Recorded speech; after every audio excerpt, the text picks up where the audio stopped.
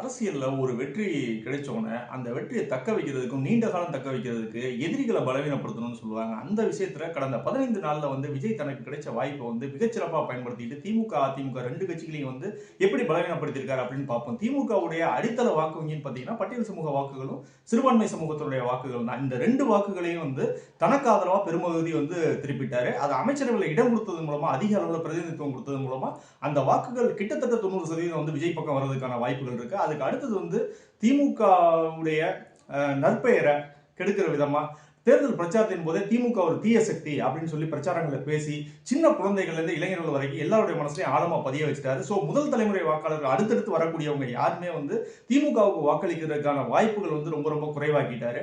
இதுக்கு அடுத்தது பாத்தீங்கன்னாக்க திமுக எப்பவுமே வரலாற்றுல கூட்டணி கட்சிகளோட நின்னுதான் ஜெயிச்சிருக்கு. தனித்து நின்று ஜெயிச்சதே கிடையாது. சோ திமுகவுடைய கூட்டணி கட்சிகள் எல்லாத்தையும் புடுங்கிட்டு தன் பக்கம் அவங்களுக்கு அமைச்சர்கள் இடம் கொடுத்துட்டு தன் பக்கம் நிரந்தரமா நிக்க வச்சுட்டாரு. இதன் மூலமா திமுக தனித்து விடப்பட்டுச்சு. திமுக ரொம்ப பலவீனப்பட்டு போச்சு. இன்னொரு பக்கம் அதிமுகவுக்கு பாத்தீங்கன்னாக்கா, அதிமுகவுக்கு திமுக அளவுக்கு கெட்ட பேர் கிடையாது. அதிமுக மக்கள் என்னைக்குமே வெறுத்தது கிடையாது. இந்த தடவை ஒரு மாற்றம் வேணும்னு சொல்லி தாவேக்காவுக்கு போட்டிருக்காங்களே தவிர அதிமுகவை தோக்கடிக்கணுங்கிறது மக்களுடைய நோக்கம் இல்லை.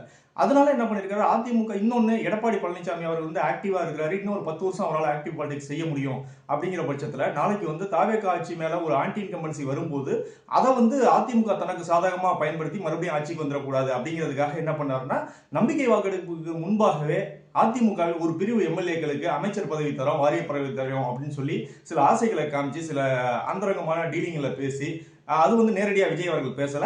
விஜய் கட்சி சார்பில் செங்கோட்டையன், ஆதவ அர்ஜுனா போன்றவர்கள் இதை பேசி இவங்கள ஒரு பிளவை ஏற்படுத்திட்டாங்க. அவங்க பிளவு வெளியில மீடியாக்கள் மூலமா 2 தரப்பா அடிச்சுக்கும் போது அது கட்சியோட இமேஜ் ரொம்ப டேமேஜ் பண்ணுது. அதிமுகவோட அடிமட்ட தொண்டர்கள் நம்பிக்கை இழந்து சில பேர் அரசியல் விட்டு ஒதுங்கிடுறாங்க, சில பேர் தாவேக்கா பக்கம் போயிடுறாங்க. அதனால அந்த கட்சி பலவீனப்பட்டுச்சு. இந்த நேரத்தில் கட்சி பலவீனம் ஆயிடுச்சு அப்படின்னு தெரிஞ்சதுக்கு அப்புறம் இந்த பக்கம் அமைச்சர்கள் இடம் கொடுக்குறேன்னு சொல்றது டோர் க்ளோஸ் பண்ணிட்டு நீங்க முதல்ல உங்களோட கேஸ் லீகல் பிரச்சனை எல்லாம் முடிச்சுட்டு வாங்க, அதுக்கப்புறம் பார்க்கலாம் அப்படின்னு சொல்லி அவங்களுக்கு அமைச்சர் பதவியும் கொடுக்காம விட்டுறாரு. சோ இப்படி பாத்தீங்கன்னா 2 கட்சியிலுமே அவங்களோட இமேஜ் டேமேஜ் பண்ணி அவங்களை பலவீனப்படுத்தி வச்சிருக்காரு திரு விஜய். அரசியலுங்கிறதே எதிரிகளை பலவீனப்படுத்துறது தான். பலவீனப்படுத்தி தன்னை பலப்படுத்திட்டு முன்னிலைக்கு வர்றது தான் அரசியல். அதனால இதை யாருமே தப்புன்னு சொல்ல முடியாது. ஆனா இந்த பலவீனத்துல இருந்து எப்படி அவங்க 2 பேரும் மீண்டு வர போறாங்கன்னு தெரியல. நம்மளுடைய கணிப்பு என்னன்னு பாத்தீங்கன்னா, அடுத்தடுத்த கட்டத்துல பிஜேபி, அதிமுக, திமுக அப்படிங்கிற ஒரு கூட்டணியை நோக்கி தான் இது போகும்னு நம்ம நினைக்கிறோம். எதிர்காலத்தில் என்ன நடக்குதுன்னு பார்ப்போம்.